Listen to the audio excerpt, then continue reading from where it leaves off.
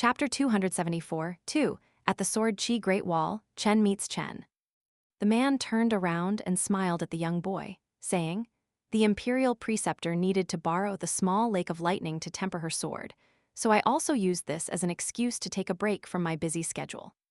I came to Stalactite Mountain to enjoy some fresh air, and I initially didn't want to disturb the Ape Havoc estate. However, I heard that young Master Liu was coincidentally in Stalactite Mountain as well, so I thought that I had to come here to visit no matter what." Liu Yuzhu clasped his hands and bowed again, saying, "Your Majesty is too polite." The Great Duan Empire was the newest member of the 9 large empires in Majestic World. It had conquered more than half the territory of some old empire, so the reinvigorated Great Duan Empire was busy with many tasks and changes. Thus, it didn't make sense for the emperor and his imperial preceptor to leave the empire together. However, these were secrets that the current Liu Yuzhu couldn't speculate about. Liu Yuzhu was well aware why the emperor of the Great Duan Empire was giving face to the Ape Havoc estate. The Great Duan Empire had succeeded in pulverizing the Supreme Mystery Empire, a former member of the 9 large empires. That war had been a nation-destroying one involving countless forces, and it had lasted for almost an entire decade.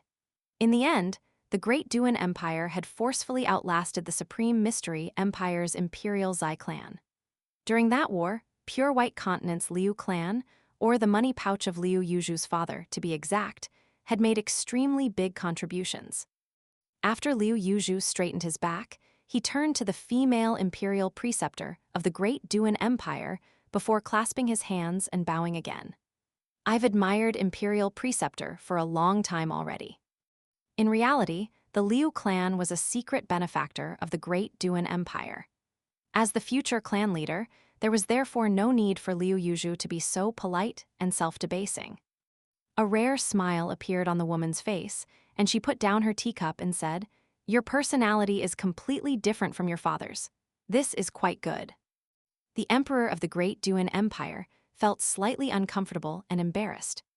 Could this be considered praise? The tall woman smiled and asked, "Have you been to the Sword Chi Great Wall before?" Liu Yuzhu didn't even sit down, and he remained respectfully standing as he shook his head and replied, "Not yet. Father won't allow me to go, lest anything untoward happen while I'm there." The woman thought for a moment before offering, "My only disciple is currently tempering his martial Dao in the Sword Chi Great Wall, so if young Master Liu is willing, you can travel with me to the Sword Chi Great Wall. There won't be any accidents." The old woman and the old steward of the Ape Havoc estate exchanged a glance. They both felt like this was a prickly situation. They weren't doubtful of the imperial preceptor of the Great Duan Empire, but this was something that pertained to their clan leader's wishes. As subordinates, they didn't dare to take matters into their own hands and make unauthorized decisions. Fortunately, Liu Yuzhu had already shaken his head and politely turned down the offer, saying, "I shouldn't go against my father's wishes. Please understand, imperial preceptor." The tall woman took no offense, and she nodded and said, "It won't be long before my disciple needs to leave the Sword Chi Great Wall and Stalactite Mountain. At that time, having him train in Pure White Continent will also be quite a good choice. If young Master Liu doesn't mind, you can bring my disciple along with you." Liu Yuzhu's expression relaxed a little, and his voice also became much more carefree than before as he chuckled. "I'm more than happy to." He was only a young boy, after all, yet he was facing the 5th most powerful person from Middle-earth Divine Continent. Moreover, his father had long been peerless in Pure White Continent, yet he still claimed that he could only rank at most 10th in Middle-earth Divine Continent. Upon seeing the tall woman stand up, the emperor of the Great Duan Empire smiled and said, "In terms of when we're departing from Stalactite Mountain, I'll order someone to inform the Ape Havoc estate as soon as possible when I get back. There's no need to show us out, we're fine to leave by ourselves." The emperor and his imperial preceptor walked out of the Ape Havoc estate. More accurately, the imperial preceptor and her emperor walked out of the Ape Havoc estate. This was because no matter how one looked at them, it seemed as if the tall woman were the ruler of the Great Duan Empire, while the man was nothing more than her attendant or subordinate. Only after his two guests left did Liu Yuzhu sit down and tug at the collar of his bamboo robe. He was drenched in sweat. He glanced at the most prized treasure of the Ape Havoc estate, the hunched old lotus painting, and he ordered the steward, "Take it down, package it up properly, and deliver it to the emperor of the Great Duan Empire." There was an uneasy expression on the old steward's face. Liu Yuzhu flashed a dazzling smile and reassured, "Listen to me." The old steward silently nodded and went off to carry out the young master's wishes. After the old steward removed the painting and carried it out of the main hall, the young boy looked at the suddenly empty wall and asked with a smile, "Grandma Liu, should we hang the painting of that young boy rowing a boat? What do you say?" Fear washed over the old woman, and she was just about to persuade her young master not to be rash. However, Liu Yuzhu was already chuckling to himself, saying, "I won't hang it here. When I get home, I'll hang it in my own room. Let's go, let's go. In order to express my sincerity, I'm going to paint a picture myself. Grandma Liu, make haste and tell the subordinates to bring me a calligraphy brush and ink." There was an amused expression on the old woman's face. There were 4 beautiful and delicate-looking maidservants in the Ape Havoc estate, and 2 of them were actually chi refiners at the abode tier. They eagerly watched their young master exert much effort to paint that picture, and they appeared increasingly attractive and delicate as they did so. It took all of their willpower not to laugh. Liu Yuzhu was extremely proud of himself. Even though the painting was a bit ugly, it was undoubtedly filled with his sincerity. Indeed, Liu Yuzhu's painting was just as wonderfully artistic as that person's handwriting on the wall in the wine shop. However, it was a pity that Liu Yuzhu hadn't bought himself a jar of golden millet wine at that time. Otherwise, he might have found himself a cherished friend upon seeing those worm-like characters. There existed a large wall in the world, upon which 18 characters were engraved. Dao Power, Grand Majestic Western Land. Thunder Pool Restricted Land, Eternal Lasting Sword Chi. Chen Dong Baddis. After that wager, which had involved 13 fierce battles between elites from both sides, the demon tribe had gone back on their word. Not only had they refused to return all of the damaged swords strewn across the land to the south of the Great Wall, but they had even turned their embarrassment into anger and unleashed wave after wave of attacks. However, compared to their all-out assault from before the wager, when they had fought without caring about their lives, the 3 subsequent assaults had been intermittent and slightly less intense. According to rumors, many great demons in the demon tribe had been unwilling to launch those assaults. Thus, the demon tribe had failed to launch a united and powerful attack. Right now, the Sword Chi Great Wall was exactly the same as before. There were simply 18 extra characters on its surface. This was because the Sword Chi Great Wall was a barrier formation that had been created by the combined power of sages from the 3 teachings. Unless it was comprehensively destroyed in a short period of time, it would quickly recover and return to its original state. If this weren't the case, then it would have been annihilated and flattened long ago, regardless of how tall and sturdy it was. Moreover, the vicious attacks from the paramount great demons, as well as the fierce sword strikes from the generations of sword immortals on the city wall, would all give rise to boundless waves of peerless sword chi that cut through space and inevitably damaged the Great Wall. Swarms of demons were stationed 50 kilometers from the Great Wall, so great in number that they looked like endless clusters of ants. As of this moment, they had already paused their assault for more than 1 month. The Sword Chi Great Wall was experiencing a rare moment of peace. Just the path on top of the Great Wall measured a whopping 5 kilometers in width. An old man of unknown age was living in a thatched cottage on top of the city wall. The old man's descendants had already settled down and flourished with their own descendants in the city to the north of the Sword Chi Great Wall, and they had become one of the largest clans. However, the old man had never left the Great Wall before, guarding this place day after day, year after year. The old man had a strange temper, and he never allowed descendants from his clan to come here to visit him. Yet, he would occasionally smile in a kindly manner at children from other clans. Sword Immortal, Great Sword Immortal. The only difference was a single word, yet the gulf between the 2 titles was like the gulf between heaven and earth. Similarly, there was also a huge gulf between the title of Great Sword Immortal and Old Sword Immortal in the Sword Chi Great Wall. This was because if a sword cultivator wanted to enjoy a long life in the Sword Chi Great Wall, they could only rely on their combat power and not their surname or clan. As a member of the oldest generation still alive in the Sword Chi Great Wall, the old man had experienced far too many things. He had naturally experienced far too many disappointments as well. The most recent disappointment could perhaps be considered a big disappointment, even from the aspect of the old man who had lived for so many years. The old man was disappointed that he hadn't been able to participate in that battle due to the constraints of some rules. It was because of this that the immortal couple, his juniors, had died such disgraceful deaths.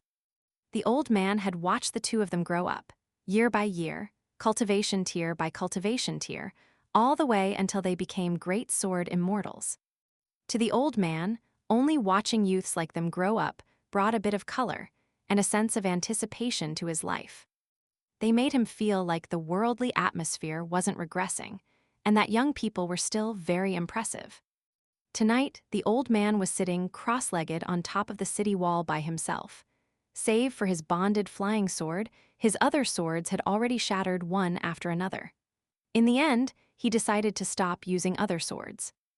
All of the elders and children in the Sword Chi Great Wall were extremely familiar with this old man of unknown age. However, the old man's temper was quite peculiar, so few people liked to interact with him anymore.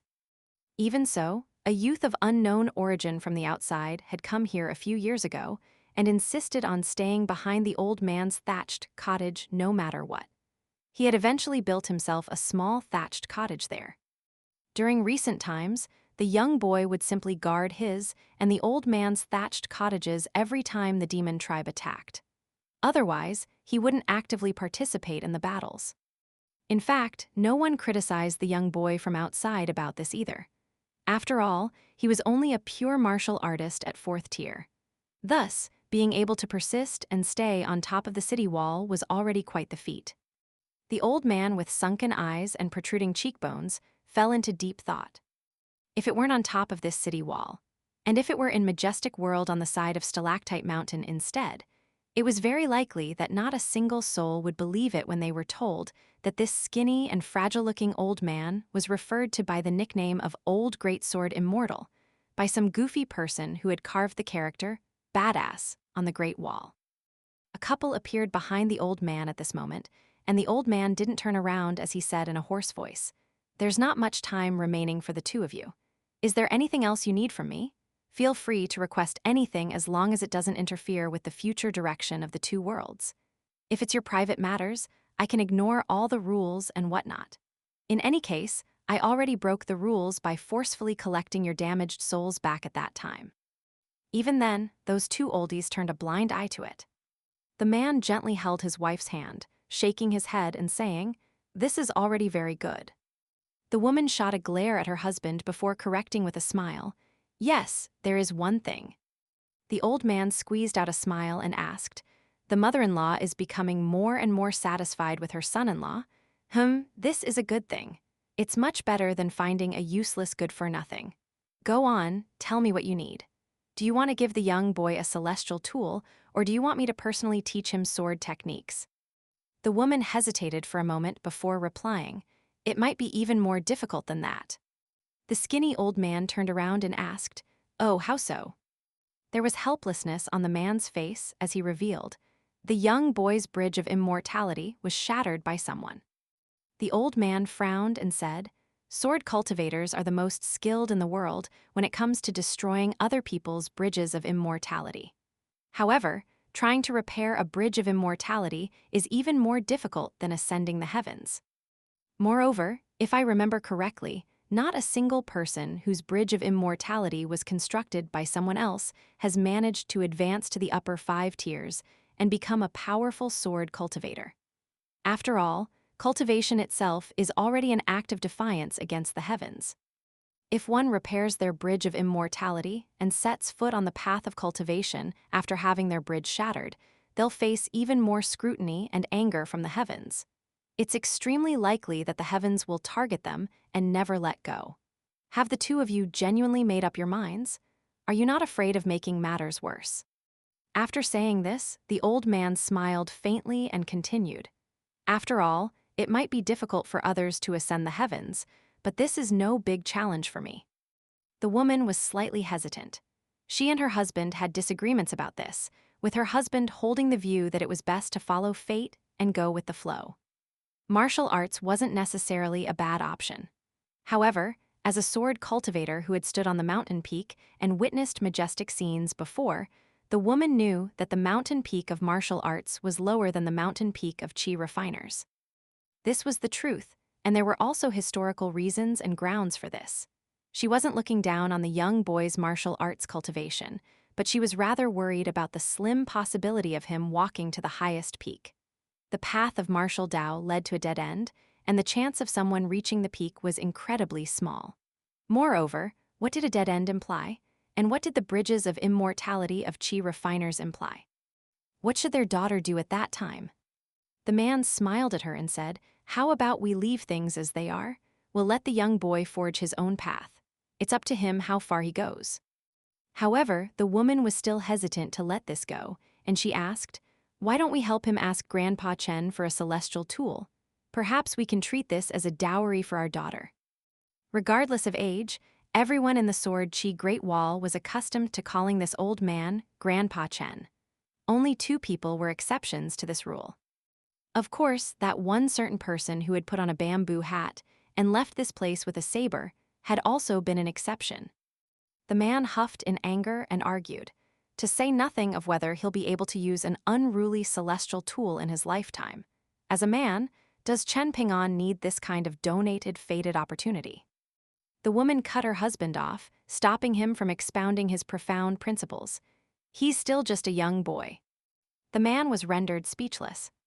Even though the old man liked this young couple very much, this didn't mean that he enjoyed listening to their trivial bickering. After hearing the young boy's name, however, he turned around again and asked, "The young boy's surname is also Chen." The woman smiled and replied, "What a coincidence, right?" After drinking a few bowls of golden millet wine, the characters that he wrote on a whim on that wall were lasting sword chi.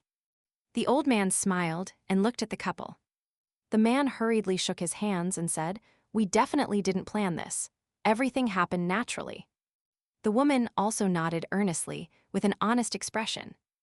They were afraid that this respected old sword immortal would mistake them for scheming against him.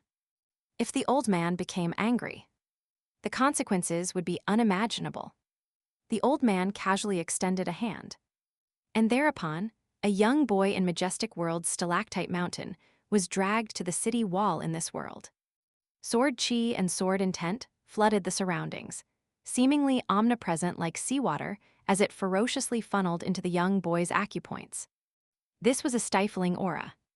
It was as if the young boy were a small fish that had initially been swimming happily in a stream.